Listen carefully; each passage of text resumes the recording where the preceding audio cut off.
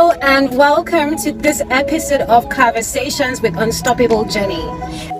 If this is the first time you're coming across an episode of CAR-Versations, CAR-Versations is basically me, myself, and sometimes an extra passenger having conversations, CAR-Versations in the car about everything and anything.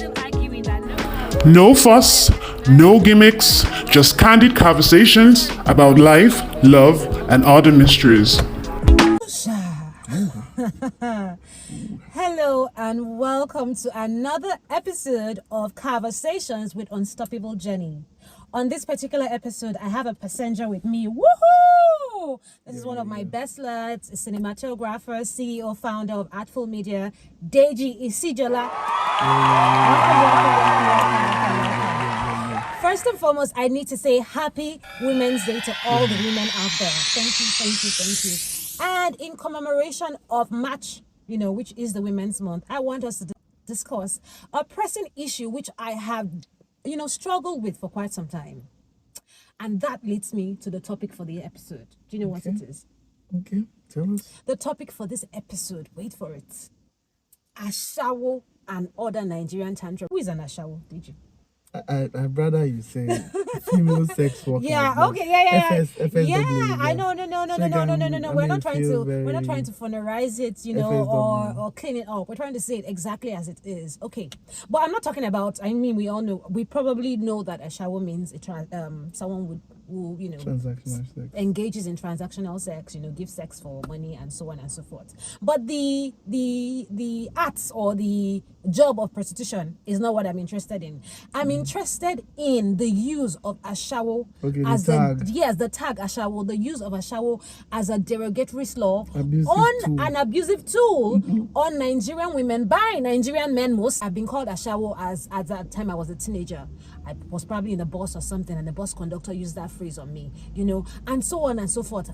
Many people have their own many different stories. Even as a grown woman, married, pregnant, I have had a tiff with a police officer, and he told me, he called me an Ashawo. I've been in the market, like I said, pregnant, and I had, those Nigerian traders, when they want you to buy something and they are struggling, and I removed his hand from my body, or all those kind of things. And the man called me. He said, see this small pikin, we don't carry belly, Ashawo. I mean, I'm small, but hello. And then he told me, you don't know where your mates they do abortion from, and that is the perception that a lot of Nigerian men, regardless of their level of education, seem to have about Nigerian women. And that is why Deji is on this show, because we need to understand why are Nigerian men comfortable? Because, sex takes two to tango. Ashawo is female sex workers, as Deji says, is a job that is patronized chiefly by men. So my question is, why are men so why do they turn up their noses at something, at a practice that will not exist if they were not patronizing those workers? Okay. Yeah. Okay, so it has to be there can't be sex without the world is changing now. Yeah. So, definitely. but as in the context of what we're discussing, Yes. It's sex between male and female. Yes, that's the context. Both parties enjoy pleasure. True. Well, but we assume that both parties enjoy pleasure. Okay. But we know that one party pays for pleasure. Okay. That's okay. As it were, both parties enjoy pleasure. Then a party pays the other. Okay. Now I think the derogatory part is the tag is societally given just because the other party is receiving value, monetary value. Okay. So at every point in time when you are always receiving, for example, someone that is begging, someone has to be giving him, and so they call you a beggar. Because you are receiving. Okay. And so perhaps maybe sex is supposed to be something private, intimate, something. Yes. Yeah. So when someone now has to do all of this based on the fact that he wants money, he's just doing it just for the money. Okay. And so that hence they are tagging you that because tagging them that And so they don't blame the giver, they blame the receiver. Okay. Because if you don't receive, the person giving will not constantly. So it's a sense of superiority that since I'm paying you for this, you are beneath me. Yes, exactly, because you are receiving. Even if we tumbled in the shits together, you are still beneath me. Yes, exactly. Okay. It's the same thing that happens for even male sex workers. For example, the people they call gigolos. Yeah. Yeah, it's an abusive name. Yeah, but no man has ever been walking on the road and somebody said, "Hey, you gigolo." If they do say, because there are few of them, all right. So if they do say, "You sugar mommy boy," you understand? It's irritating because he is on the receiving side. So every time you are on the receiving side, the person giving is superior. And so that's why that is the case. I totally understand your reasoning for this particular part of it. Receiver giver dynamics, that's fine. But my issue now is, why is there this societal perception that every woman that why do they think first and foremost that it's such a hurtful thing, that's the most hurtful thing you can say to a woman? You know, a bus conductor will call you an Ashawo, a police officer will call you an Ashawo, a trader in the market. Like, why do they think that, oh, I want to hurt this woman, the first thing I'm going to do is insinuate that she's a transactional sex worker? Why? Okay, so because it's pain, it's the only way you can hurt. You understand? And okay, let me just say this. No, wait, but why? That's my problem. Because if you know that, for example, the male sex workers, I don't think that they would have, and so I don't think, in fact, let me tell you the truth. Men boast about having multiple sex partners, and they are praised. They are kings. They are dons. Women can't even try such a thing. The mere insinuation that you are not in a monogamous relationship has already smeared you for life. So why? Okay. It's based on culture. It's just cultural. And why is it that culture is always things that make men oppressors? Like, why is that the culture that is always prevalent?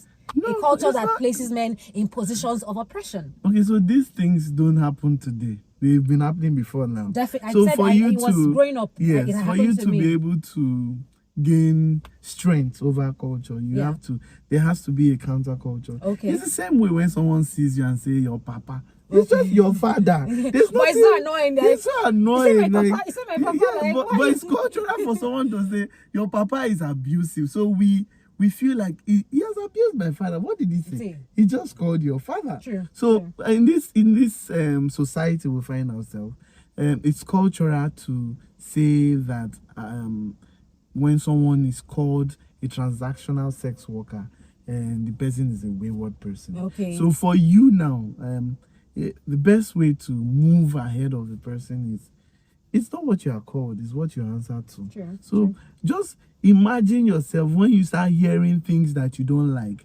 Just put the person in the place of saying in your mind, I think this person is perceiving me wrongly. Maybe his mental state is not correct. So maybe he's having some mental disorder. What will be your response? You ignore, Exactly. So that is how you can be able to move forward and, gain strength in the face of all of that. Instead of engaging back to back and feeling pain and feeling all of those emotional rage.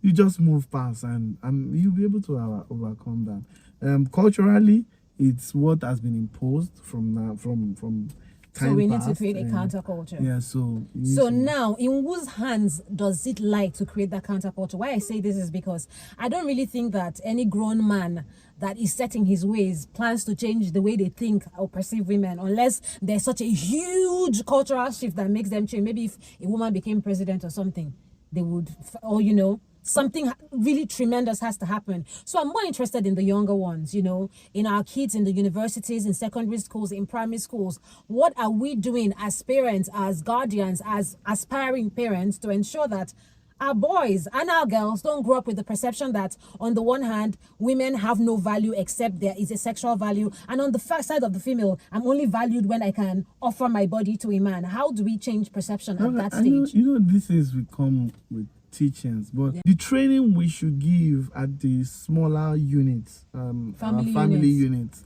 is also learn to talk to see people as yourself. If you see people as yourself, why would you want to call certain persons, certain name just to hurt them. Just to hurt them, yeah. If someone offends you, you deal with the issue. Don't deal with another thing based on someone is offending you, someone is stepping on your shoes. You deal with the issue. Don't say your head. Your head is not the issue that they True. so deal with the issue and stop transferring things. You understand? Yeah. And that is how we can train people, because the world we are now is changing. It's changing. It's drastically changing. True. Even the definition of sex has changed. And so many things have changed. So many things have changed. What we can do is to create cultures to train people to know how to behave and behave better. Totally agree with you. I'm totally also of the opinion that parents, we have a lot of work to do. We have so much work to do because, like he said, culture has changed. Social media has changed so many things. Our children are accessing things at levels that we previously had no access to. Now is the time to start teaching your boys those things they need to know. Now is the time to start teaching those girls the things they need to know, so that we're not raising another generation of men and women that act the same way that we acted or received the same slows. I mean, I don't want my daughter to grow up and face the same slows that I grew up facing. That would be totally a total failure of society. And finally, I'm interested in your thoughts on the matter. What do you think about all of this? Have you, as a woman, ever been called an Ashawo before? How did you react? How did you get over? How did you develop your own proverbial elephant skin? Please leave a comment in the comment section and let us know. Thank you for listening to this episode of CAR-Versations with Unstoppable Jenny and Deji. On this episode, yes, Happy International Women's Day. We need to make our society a safer, more secure place. And on that note, I'm signing off. Thank you so much for listening. Don't forget to comment, to share, to like, to subscribe, and have a blessed rest of the month. Peace out. Cheers. Thank you, Deji, for coming.